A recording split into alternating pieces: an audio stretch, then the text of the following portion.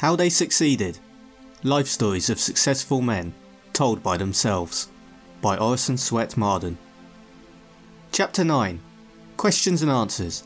Business Pointers by Darius Ogden Mills.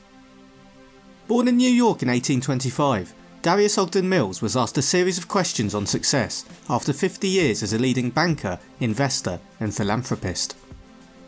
What is your idea of a successful life?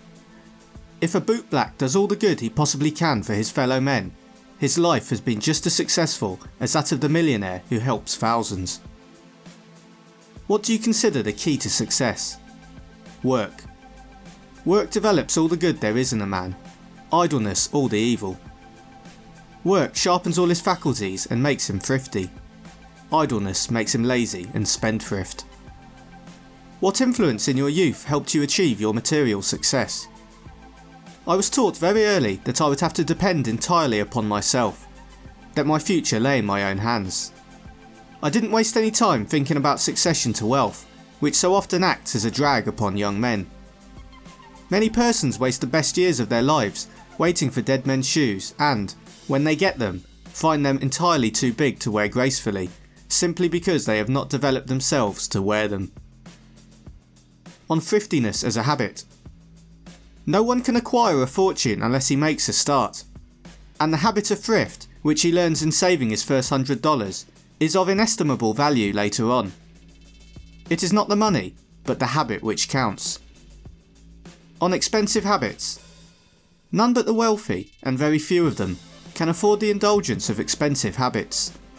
More young men are ruined by the expense of smoking than in any other way.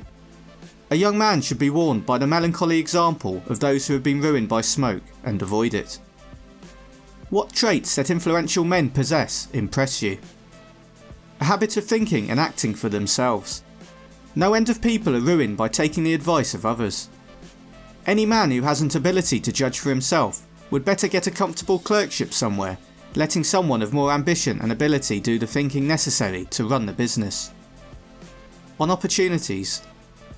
The progress of science and invention has increased the opportunities a thousandfold, and a man can find them wherever he seeks them. What lesson do most young men need to learn?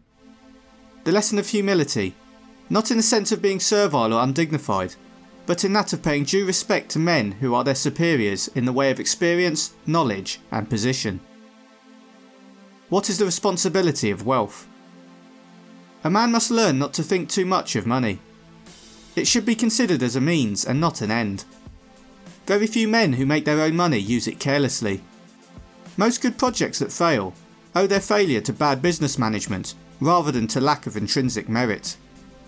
A man should spend his money in a way that tends to advance the best interests of society in the country he lives in, or in his own neighbourhood at least.